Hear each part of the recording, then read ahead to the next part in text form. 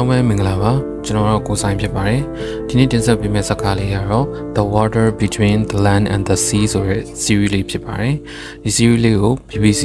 ကနေပြီးတော့ရိုက်ထားတာဖြစ်ပါတယ်တဘာဝတရားကြီးနဲ့လူတွေကြားတိုက်ပွဲကိုကောက်ကွင်းမြင်ရမယ့်အပြင်လူသားတွေရဲ့စီကံမဲ့တဲ့အမိုက်တွေကြောင့်တဘာဝတရားကြီးဘယ်လောက်ထိပျက်စီးနေလဲဆိုတာကိုကြည့်ရှုခန်းစားမှာဖြစ်ပါတယ်ပိုင်းတည်းရဲ့အစမှာတော့ပင်လယ်ထဲကငါးဖမ်းသင်္ဘောကနေထူးဆန်းတဲ့အရာတစ်ခုဖမ်းမိခဲ့ပါတယ်။သင်္ဘောသားတွေကလည်းကြောက်လန့်ပြီးတော့တနက်နဲ့ပြစ်တက်လိုက်ပါတယ်။အဲ့အချိန်တစ်ဖက်မှာလည်းဘာဂလီဆိုရဲအစိုးရဝန်ထမ်းတယောက်စီကိုအစိုးရဖုန်းဝင်လာခဲ့ပါတယ်။သူနဲ့အတူထူးဆန်းတဲ့တတဝါအသေးကိုကြည့်ဖို့အတွက်တွားရောက်ခဲ့ပါတယ်။ထို့နောက်ပင်လယ်ပြင်ကိုစမ်းသပ်မှုတွေပြုလုပ်ခဲ့ပါတယ်။အဲ့ဒီညမှာပဲထူးဆန်းတဲ့တတဝါအသေးကိုကင်းဆောင်တဲ့စစ်သား2ယောက်ကိုမြေကြီးထဲကအရာတစ်ခုကနေပြီးတော့ဆွဲချသွားခြင်းခံလိုက်ရပါတယ်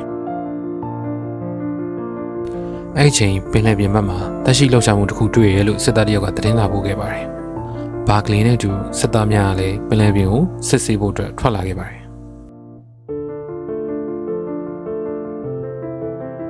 ထူးဆန်းတဲ့တရားကမင်းငါတို့ကိုတတ်ခဲ့တယ်လို့ပြောလာတဲ့အခါဘိုးကြီးကလည်းငါတို့လူနှစ်ယောက်လည်းဆုံးရှုံးခဲ့ရတာပဲ။ဒါကြောင့်ငြိမ်းချမ်းရေးအတွက်ဆွေးနွေးကြတယ်လို့ပြန်ပြောလိုက်ပါတယ်။ထို့ချိန်ထိုတရားကငါတို့ကတစ်ကမ္ဘာလုံးနဲ့စကားပြောနေတာဟုဆိုတာနိုင်ငံအနှံ့မှာထူးဆန်းတဲ့တရဝါရီချက်ချင်းထွက်ပေါ်လာပါတော့တယ်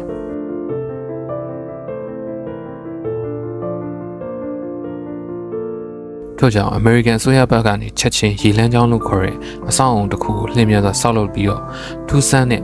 Homo aqua မျိုးနွယ်ဝင်တွေနဲ့တွေ့ဆုံမှုစတင်ပြင်ဆင်ရပါတော့တယ်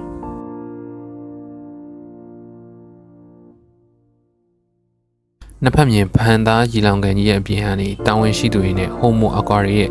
ငင်းငင်းရေးဆွေးနွေးပွဲကြီးစတင်တော့မှာဖြစ်ပါတယ်။ရေကန်ကိုစဖွင့်လိုက်တာနဲ့ကြီးမားတဲ့ရေပိုက်လုံးကြီးကနေပြီးတော့ Homo aqua သက်ရှိစတင်ဝင်ရောက်လာပါတော့တယ်။ထို့နောက်သူတို့ရဲ့ဘယင်မလို့ထင်ရတဲ့သူကထွက်လာပြီးလူသားဘာသာစကားဖြင့်စတင်ပြောလာပါတော့တယ်။လူသားတွေဘက်ကတန်မတ်ကလက်ဆောင်အနေနဲ့တောင်ပေါ်ပန်းတစ်ခုကိုငင်းငင်းအတွက်ပေးလိုက်တဲ့အချိန်မှာဘယင်မသူ့ရဲ့ကလေးအသေးတွေကိုလက်ဆောင်ပြန်ပေးလိုက်ပါတယ်။ဒါဟာလူသားတွေရဲ့လောင်စာစီညဉ့်ညမ်းမှုတွေကြောင့်အသက်ရှူကျက်သွားတဲ့သူ့ကလေးတွေဆိုပြီးတော့ပြောခဲ့ပါတယ်။ဒီချိန်မှာပဲဆွေးနွေးပွဲဟာနည်းငယ်တင်းမာသွားခဲ့ပါတယ်။ဘယင်မကြီးကအခုပြောနေတဲ့တန်မတ်ကြီးစာတာမန်ရုံးဝန်ထမ်းလေးဘာကလေးဆိုတဲ့သူနဲ့ပဲဆက်ပြောချင်တယ်လို့ပြောလာခဲ့တဲ့အခါမှာတော့အစည်းအဝေးခန်းတစ်ခုလုံးလည်းမှန်တက်သွားခဲ့ရပါတော့တယ်။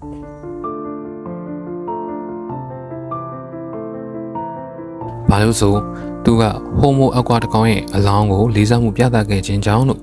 ပြောလာခဲ့တဲ့အခါမှာတော့အပိုင်းတလေးကဒီနေရာမှာပဲတခန်းရထားပါတယ်။နောက်နေ့တွေမှာလည်းနောက်ထပ်အပိုင်းတွေကိုတင်ဆက်ပေးနိုင်ဖို့အတွက်